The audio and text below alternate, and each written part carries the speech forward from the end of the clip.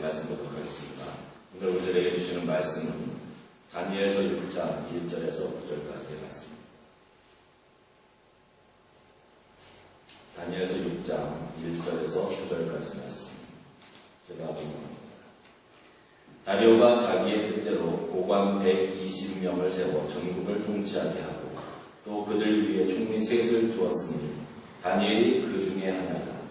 이는 고관들로 총리에게 자기의 직무를 보고하게 하여 왕에게 손해가 없게 하려 함이었더라.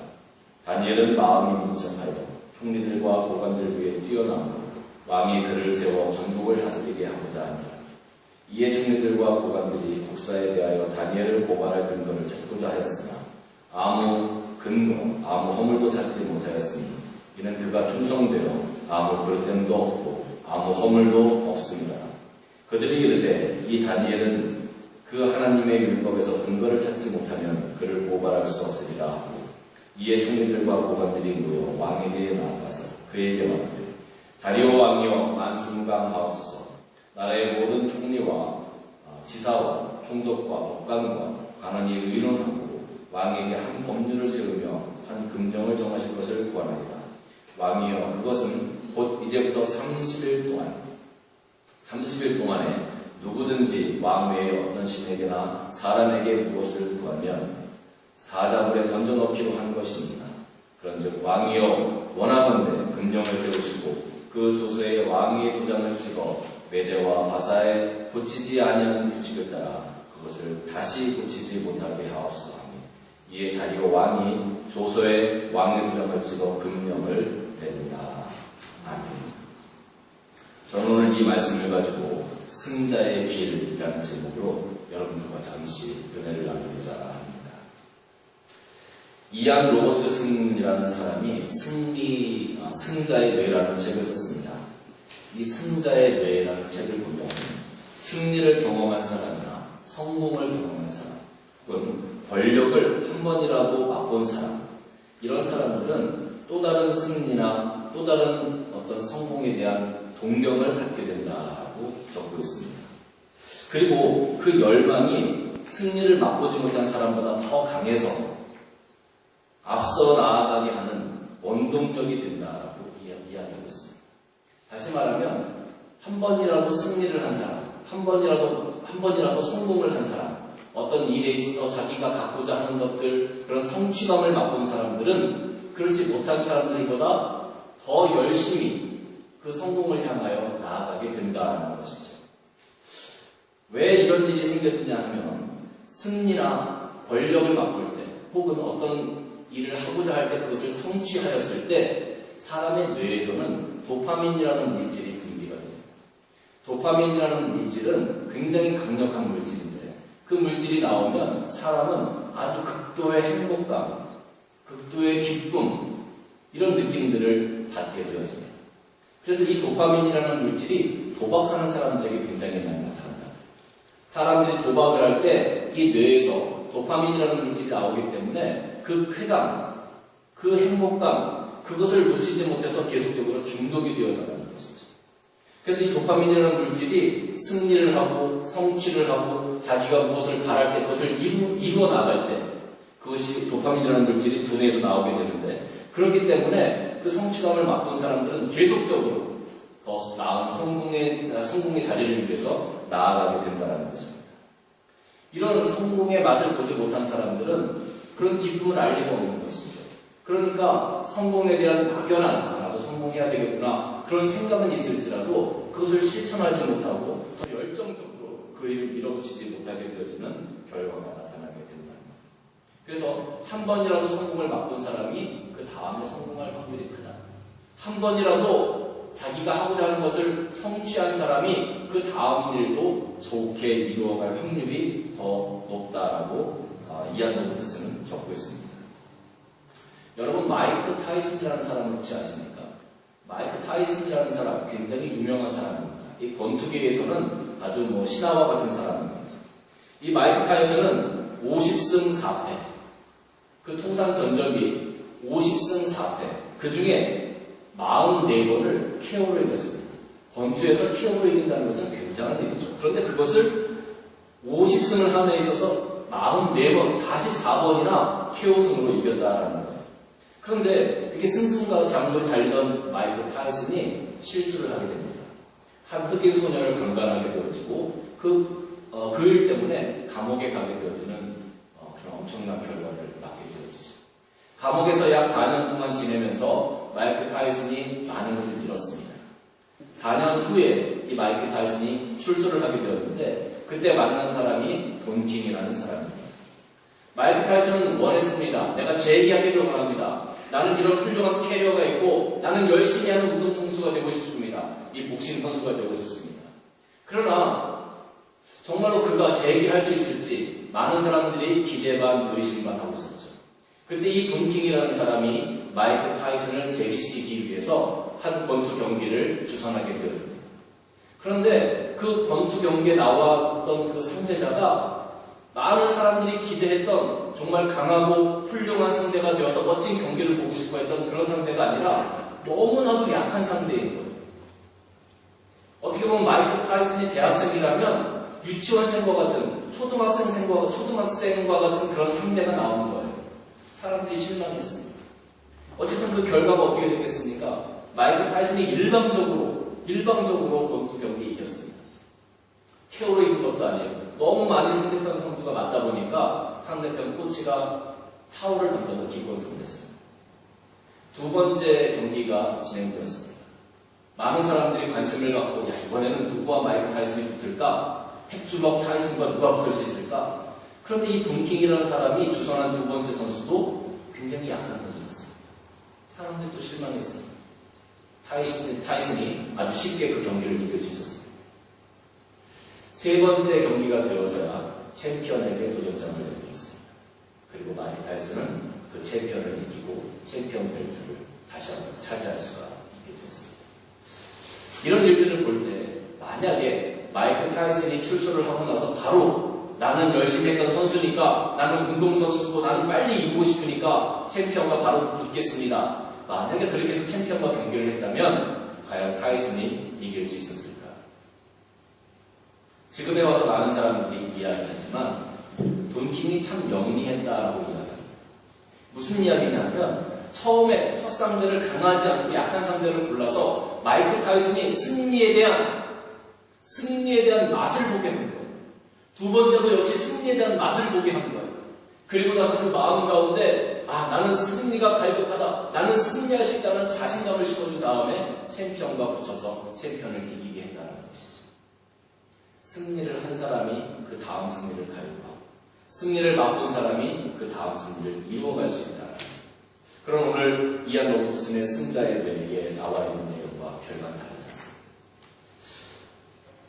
그러면 이렇게 승리를 맛본 사람이 그 다음 승리를 만들어가고 성공을 맛본 사람이 그 다음 성공을 만들어가고 이것이 과연 이렇게 긍정적인 일들만 일어나게 될까요?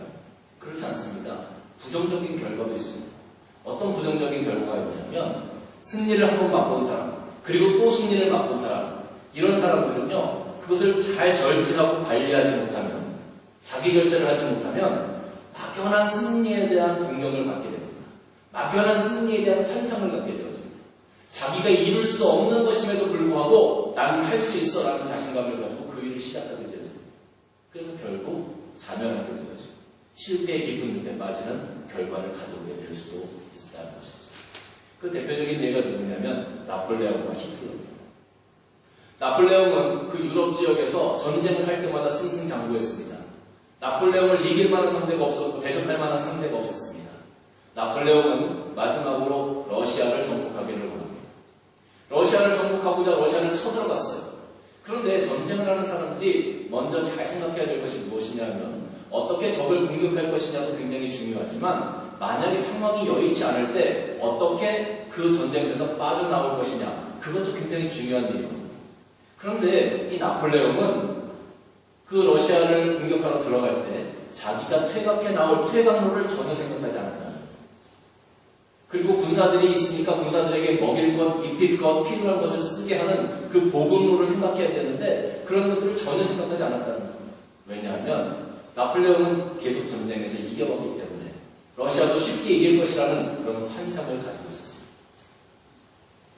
그러나 러시아는 굉장히 땅덩어리가 컸었고 결국 나폴레옹은 그 러시아에 들어갔다가 참패를 하게 되죠. 모든 것을 잃고 말게 되죠. 승리에 대한 환상에 잡혀 있다 보니까 정말로 무엇을 어떻게 해야 되는지 잘 계산하지도 않고 나는 무조건 할 수 있어, 나는 무조건 이길 수 있어, 그런 막연한 환상을 가지고 러시아로 진격에 들어갔던 나폴레옹, 모든 것을 잃고 나왔습니다.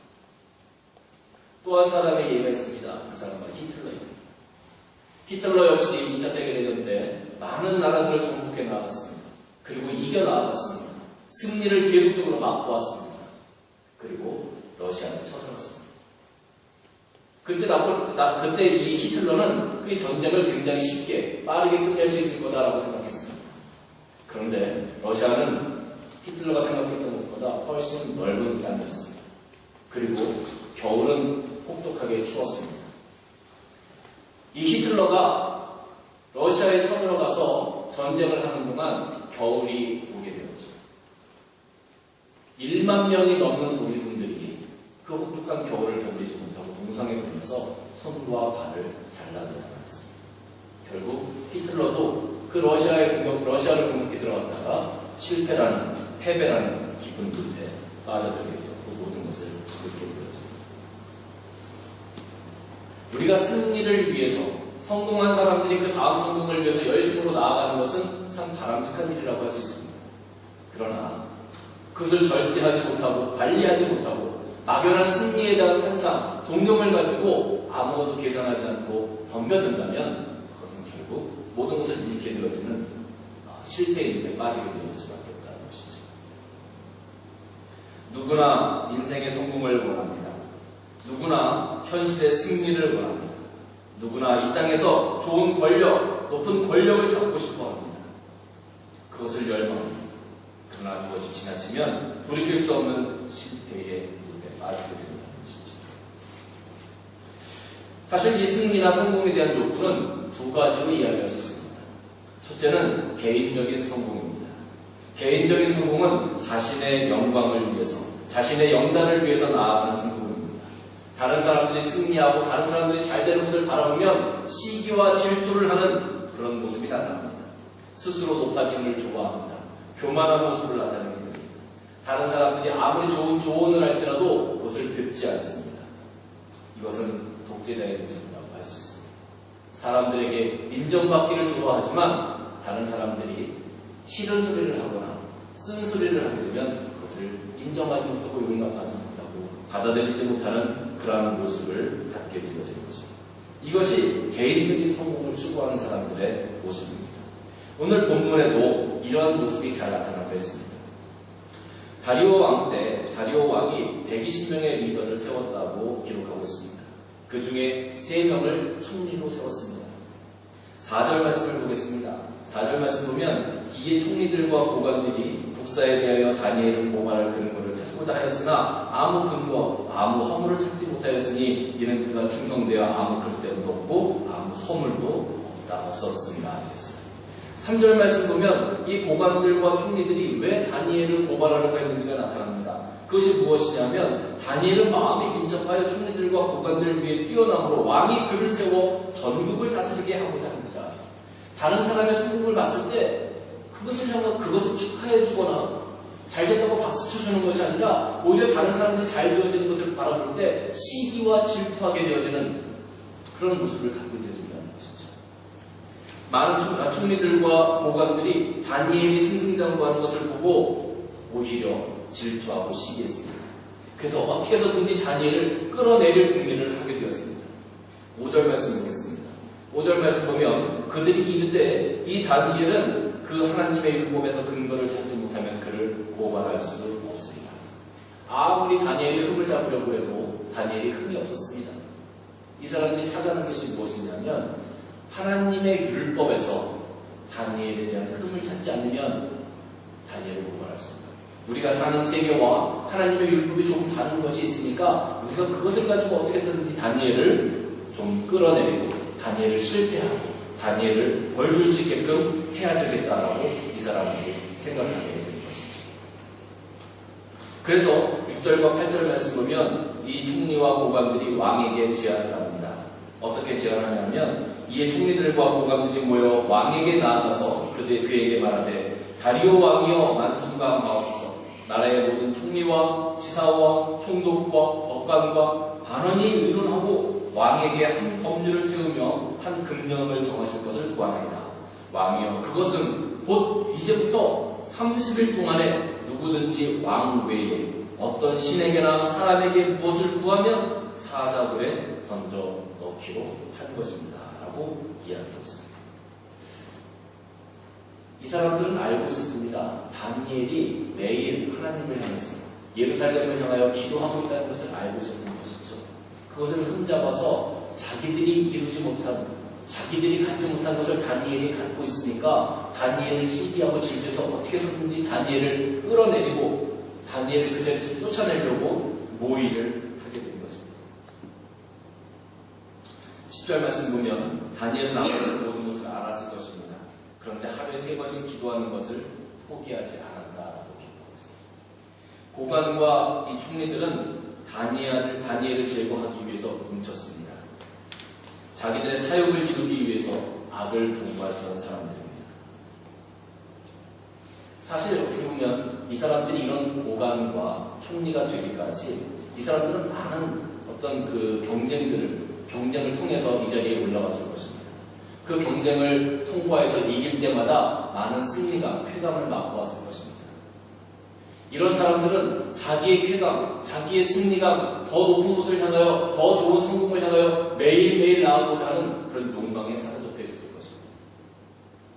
다니엘을 바라보면서, 자기들이 이길 수 없는 다니엘을 바라보면서 이 사람들은 시기와 질투 가운데 빠질 수밖에 없었던 것이죠. 자기의 어떤 승부욕, 자기의 성공욕, 자기의 승리욕을 통제하지 못하고 오히려 자기보다 나은 사람, 자기보다 훌륭한 사람을 바라보면서 시기하고 질투하게 되었다. 그래서 이 사람들이 모인 겁니다. 다니엘을 제거하기 위해서 악을 도모합니다. 바른 것이 아닌 것을 알면서도 다니엘을 어떻게 해서든지 제거하기 위해서 이 사람들이 악을 도모하게 된 것입니다. 이 사람들이 이런 고관이 되기까지 얼마나 많은 시험을 통과했겠습니까? 얼마나 많은 사람들을 죽이고 밟고 이 자리에 올라왔겠습니까? 목적을 이루기 위해서, 자신들의 성공을 위해서 다른 사람들을 생각하거나 다른 사람들의 입장을 고려하지 않는 사람들, 자기 개인의 성공을 위해서 최선을 다하는 사람, 이것이 바로 개인적인 성공력에 빠져있는 사람들의 특징이라고 할 수 있습니다. 이 사람들이 얼마나 무서운 사람들인지 오늘 성경을 보면요, 이 사람들은 심지어 자기들이 섬기고 있는 왕의 입장조차 생각하지 않았습니다. 신하는 당연히 왕의 입장을 생각해야 합니다. 그런데 왕의 입장조차도 생각해주지 않았다는 것. 이게 무슨 말이냐면 14절 말씀을 같이 한번 보겠습니다. 14절 말씀 보면 왕이 이 말을 듣고 그로 말미암아 심히 근심하여 다니엘을 구원하려고 마음을 쓰며 그를 건네려고 힘을 다하다가 해가 질 때까지 이르렀다. 이 사람들은 왕이 다니엘을 아끼고 있다는 것을 알았습니다. 다니엘을 위해서 이 왕이 힘쓰고 애쓴다는 것도 알았습니다. 그럼에도 불구하고 전혀 아랑곳하지 않았어요. 18절 말씀을 다시 한번 봅니다. 왕이 궁에 돌아가서 밤이 새도록 금식하고 그 앞에 오락을 붙이고 잠자기를 말해요. 다니엘이 근심되어지고 다니엘이 이런 오락에 빠졌다는 것을 안 후에는 왕이 잠을 잘 수가 없었어요. 음식을 먹을 수가 없었어요. 너무나 가슴 아프고 너무나 실망되어지고 너무나 깊은 고민 때문에 왕은 자기가 받은 모든 것들을 다 금하고 아무것도 할 수가 없었습니다. 왕이 이런 처지가 되었다면 신하들의 입장에서 당연히 어떻게 해야 합니까? 왕을 위해서 무언가, 왕의 마음을 풀어주기 위해서 무언가 진언하고 잘못된 것을 돌이켜야 되지 않겠습니까? 그런데 이 사람들은 그런 부분에 대해서 전혀 개의치 않았습니다. 자기들의 성공을 이루기 위해서, 자기들의 목적을 이루기 위해서 자기가 모시고 있는 사람들이 어떻게 되든지 상관하지 않는 사람들이었어요. 아랫사람들을 착취하고 아랫사람들을 밟고 일어서는 것뿐만 아니라 자기들이 심지어 모시고 있는 사람들까지, 자기 윗사람들까지 무시하고 자기들의 목적을 이루기 위해선 개의치 않는 그런 악한 모습을 보여주고 있다는 것이죠. 17절 말씀 보면 더 강화합니다. 이에 돌을 굴려다가 굴 어귀를 막으며 왕이 그의 도장과 귀족들의 도장으로 고하였으니 이는 다니엘에 대한 조치를 고치지 못하게 함이더라. 혹시라도 왕이 마음이 바뀌어서 다니엘을 구원해낼까 봐 그것을 도장을 찍어서 왕의 마음이 바뀌지 않게 왕조차도 그것을 건드릴 수 없도록 그렇게 만들어 놓았다라는 것이죠. 성공과 승리에 대한 집착이 그들을 악의 길로 몰아내었습니다. 파멸의 길로 인도했습니다. 24절 말씀이니까 왕이 말하여 다니엘을 참수한 사람들을 끌고 오게 하고 그들을 그들의 처자와 함께 사자굴에 던져놓게 했더니 그들이 불 바닥에 닿기도 전에 사자들이 곧 그들을 움켜서 그 뼈 가지고 부서뜨렸다. 이렇게 기록하고 있죠. 성공에 대한 잘못된 집착, 그것을 위해서 다른 사람들을 향하여 시기하고 질투했던 그들의 최후는 참으로 비참하게 끝났습니다. 다니엘을 집어넣고자 했던 그 사자굴에 오히려 자기들이 들어가 사자들의 먹이가 되었던 것을 볼 수가 있습니다. 이런 일들은 비단 다니엘 시대뿐만 아니라 예수 그리스도의 시대에도 이런 일들이 비일비재했습니다. 바리새인과 사두개인은 율법에 집착했습니다. 그리고 자기들의 율법을 잘 지켜나간다고 생각했습니다. 예수님께서 이 땅에 오셔서 새로운 율법의 완성을 만들어 가실 때 그 모습을 바라보면서 이들은 견딜 수가 없었습니다. 예수님이 승승장구하고 예수님이 인정받는 것에 대해서 이들은 견딜 수가 없었습니다. 그래서 이들은 모이겠습니다. 악을 도모했습니다. 예수 그리스도를 십자가에 못 박도록 하죠. 사랑하는 여러분, 개인적인 성공력을 가지고 있는 사람들은요, 이렇게 무서운 일을 꾸밉니다. 개인적인 성공력을 가지고 있는 사람들, 만약에 이런 사람들이 우리 밑에 사람이라고 해도 굉장히 무서워요. 왜냐하면 언제든지 우리들의 뒤통수를 칠 수 있는 사람들이기 때문에 그렇습니다. 만약에 이런 사람들이 우리들의 윗사람이라고 해도 굉장히 무섭습니다. 왜냐하면 언제든지 우리를 이용하고 버릴 수 있는 사람이기 때문에 그렇습니다. 개인적인 성공력에 집착한 사람들, 굉장히 무서운 사람들. 성공을 위해서 수단과 방법을 가리지 않는 사람. 그렇습니다. 여러분의 삶은 과연 어떻습니까? 여러분이 이루고자 하는 것을 위해서 윤리나 도덕이나 하나님의 말씀이나 양심이나 이 모든 것을 다 내던져버리고 그 성공을 위해서 수단과 방법을 가리지 않고 오늘도 살아가고 있는 그러한 모습, 그런 잘못된 모습이 우리 삶 가운데 혹시 있지는 않습니다.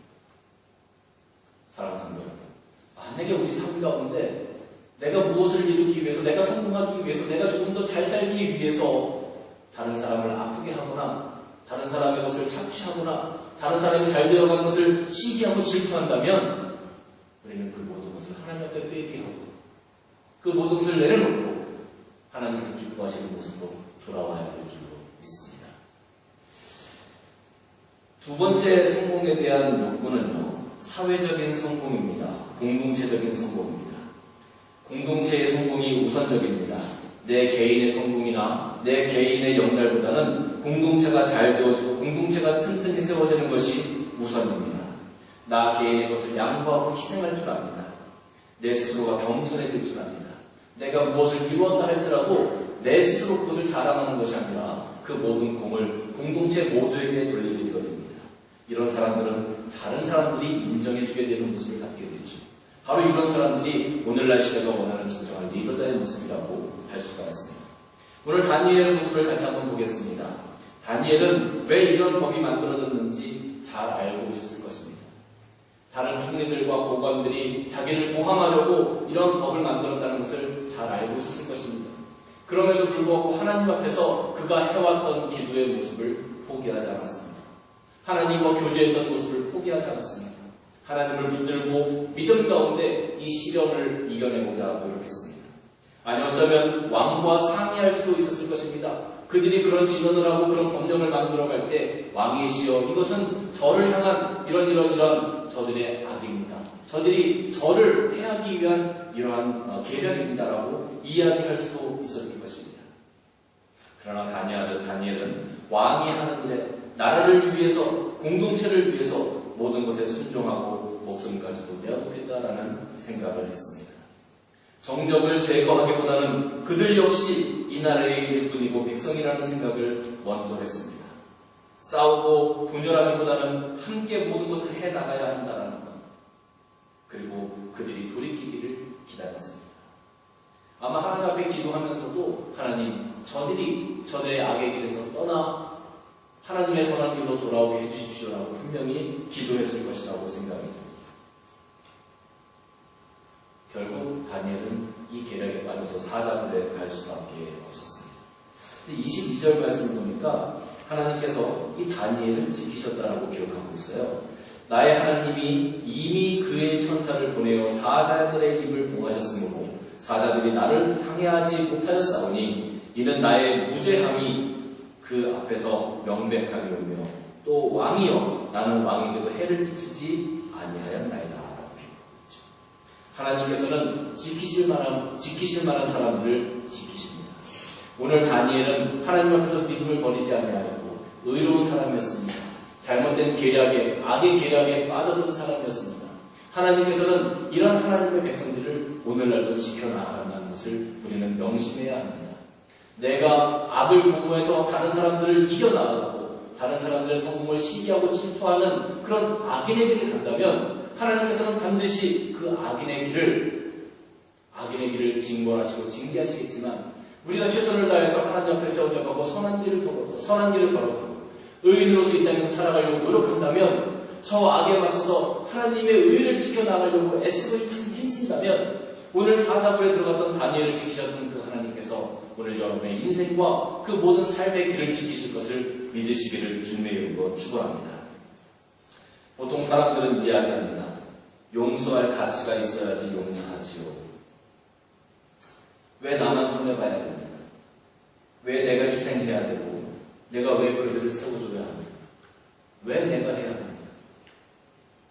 그러나 바울은 히브리서 12장 12절 13절에서 이렇게 이야기하고 있습니다. 같이 한번 보겠습니다. 히브리서 12장 12절 13절 말씀 같이 읽겠습니다. 시작. 그러므로 피곤한 손과 연약한 무릎을 일으켜 세우고 너희 발을 위하여 곧은 길을 만들어 저는 나리로 하여금 어그러지지 않고 고침을 받게 하라.